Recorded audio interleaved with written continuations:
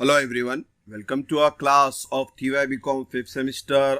Our subject is cost accounting, and in cost accounting we are doing reconciliation of cost in financial account. इसके पहले हमने cost sheet बनाया था, cost sheet का आई button में आप चेक करें. फाइनेंशियल अकाउंट बनाया था, कंपनी फाइनल अकाउंट बनाया था जो कि फाइनल अकाउंट का सब्जेक्ट है.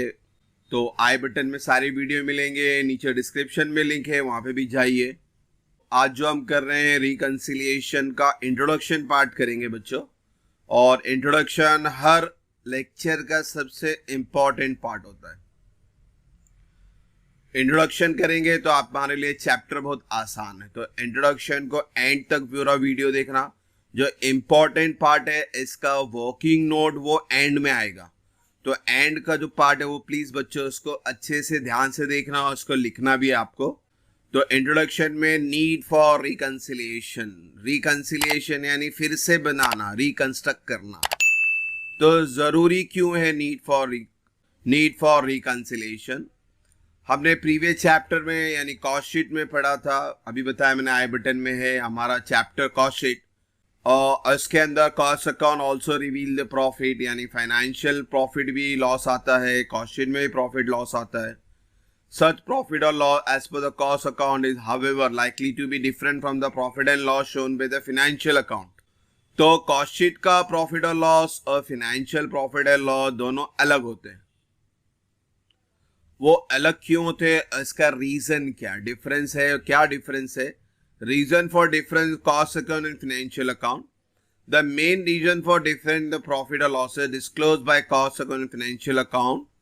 Item appearing in financial account only. यानी कुछ एंट्रियां जो फाइनेंशियल अकाउंट में ही आती है, जैसे कि एक्सपेंसेस, लॉसेस, ये सब फाइनेंशियल अकाउंट में डेबिट साइड आते हैं. इनकम फाइनेंशियल अकाउंट में क्रेडिट साइड आता है. Item appear in cost account only, expenses debited in cost account only, यानी कोई एंट्री कॉस्ट शीट में आती है वो फाइनेंस में नहीं आती है. इनकम है जो कॉस्ट शीट में आता है फाइनेंस में नहीं आता है. तो वैसे वर्सा है, तो रिस्पेक्टिव एंट्री आपको अभी समझनी है. तो आगे अभी थियरी में ये बताएंगे कौन सी एंट्री जो फाइनेंस में आती है, कौन सी एंट्री सिर्फ कॉस्ट शीट में आती है. एक चीज और बता दो आपको, different treatment in two account. यानी कॉस्ट ऑफ फाइनेंस में क्या होता है, valuation of opening closing stock अलग अलग वैल्यूएट करते. Method of charging depreciation cost sheet में अलग होता है, फाइनेंस में अलग होता है. Method of recovery, absorption, prime cost, overhead in cost account. तो ये डिफरेंट एग्जाम्पल ये opening stock, closing stock, depreciation. तो आपको अभी जो इम्पोर्टेंट पार्ट है बच्चों, अभी हमें देखना है कि फाइनेंस और कॉस्ट में क्या क्या एंट्रियां आती हैं. कि रिकंसिलिएशन टॉपिक करना है तो आपको ये डिफरेंट जो सेपरेट एंट्रियां हैं जो सिर्फ फाइनेंस में आती है और सिर्फ कॉस्ट में आती है वो जानना जरूरी है. तो बच्चों, item appearing in financial account only, जो कॉस्ट में नहीं आता है सिर्फ फाइनेंस में आता है. फाइनेंशियल एक्सपेंसेस, लॉसेस, एप्रोप्रिएशन, जैसे कि फाइनेंशियल एक्सपेंस में interest paid on loan, fixed deposit, debentures, ये सिर्फ फाइनेंशियल एंट्री है. तो ये एंट्रियां ना आपको समझनी है और याद रखनी है आपको. फाइनेंशियल लॉसेस में क्या क्या आता है, capital losses such as loss on sale of fix asset, loss on sale of investment, penalties, damages paid as ordered by court, ये सब फाइनेंशियल लॉसेस है. एप्रोप्रिएशन आउट ऑफ प्रॉफिट, ये भी सिर्फ फाइनेंस में आता है. Donation, income tax, dividend, transfer to reserve. तो ये एंट्रियां आपको याद करनी है कि भाई ये एंट्री सिर्फ फाइनेंस में आती है, कॉस्ट में नहीं आती है. तो इसको अच्छी तरह से समझे, याद करे और लिख के रखे, इसका नोट रखना पड़ेगा आपको. अब आगे और देखते हैं बच्चों. अभी मैंने एक्सपेंस, लॉस और प्रॉफिट बताया आपको. तो इनकम भी होता है जो फाइनेंस में क्रेडिट साइड आता है. अभी एक्सपेंस और लॉस बताया जो डेबिट में आता है.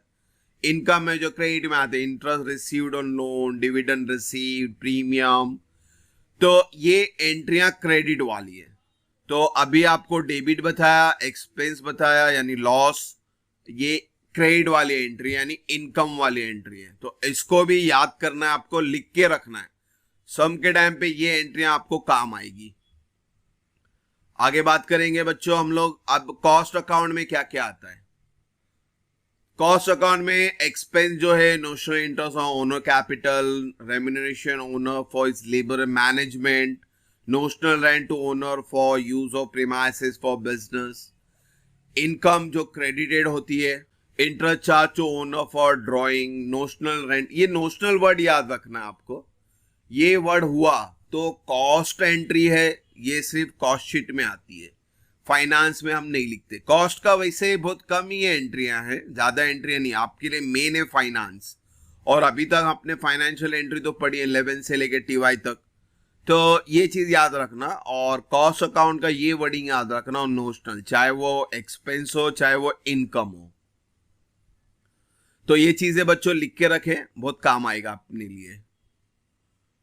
आगे है प्रोफोमा। अभी किस तरह ड्रॉ करेंगे प्रोफोमा। अगर रिकंसिलिएशन फिनेंशियल प्रॉफिट से स्टार्ट हो रहा है तो, क्योंकि सम कभी फिनेंशियल प्रॉफिट से स्टार्ट होगा, फिनेंशियल लॉस से स्टार्ट होगा, कॉस्ट प्रॉफिट से स्टार्ट होगा, कॉस्ट लॉस से स्टार्ट होगा, तो हर एक के लिए थोड़ा सा फॉर्मेट अलग होगा। हेडिंग लिखना हमें सॉल्यूशन में रिकंसिलिएशन स्टेटमेंट एज ऑन जो डेट होगी वो। अगर फिनेंशियल प्रॉफिट से सम स्टार्ट हो रहा है तो हेडिंग फिनेंशियल प्रॉफिट रहेगा, एड लेस, और आपका आंसर होगा कॉस्टिंग प्रॉफिट। अगर प्लस आया तो, अगर ये आंसर नेगेटिव आया तो कॉस्ट लॉस। और सम अगर फिनेंशियल लॉस से शुरू हो रहा है तो we will write financial loss over year, फिर एड और लेस में बहुत सारी एंट्री आएंगी, और फिर आंसर होगा कॉस्टिंग लॉस। तो समझना है आपको कि फिनेंशियल से स्टार्ट हो रहा है या कॉस्ट से स्टार्ट हो रहा है, और फिनेंशियल प्रॉफिट वर्ड है या फिनेंशियल लॉस वर्ड है। और अगर ये प्रोफोमा हम अगर कॉस्टिंग प्रॉफिट से शुरू करते हैं तो आपको वर्डिंग यहाँ ऊपर कॉस्टिंग प्रॉफिट करनी है, फिर कुछ एंट्रियां ऐड होंगी, कुछ एंट्रियां लेस होगी, और फिर आंसर आएगा आपका फिनेंशियल प्रॉफिट। अब बच्चों देखो प्रोफोमा उतना इंपॉर्टेंट नहीं है, कॉस्टिंग प्रॉफिट हो या फिनेंशियल प्रॉफिट हो, ऐड और लेस करके आपका आंसर आएगा, वाइस वर्सा। कॉस्टिंग है तो फाइनेंशियल, फाइनेंशियल है तो कॉस्टिंग। अब जो सबसे इंपॉर्टेंट पार्ट है ऐड और लेस, कौन सी एंट्री ऐड में जाएगी, कौन सी एंट्री लेस में जाएगी, तो ये चीज आपको बाय हार्ट नहीं करनी।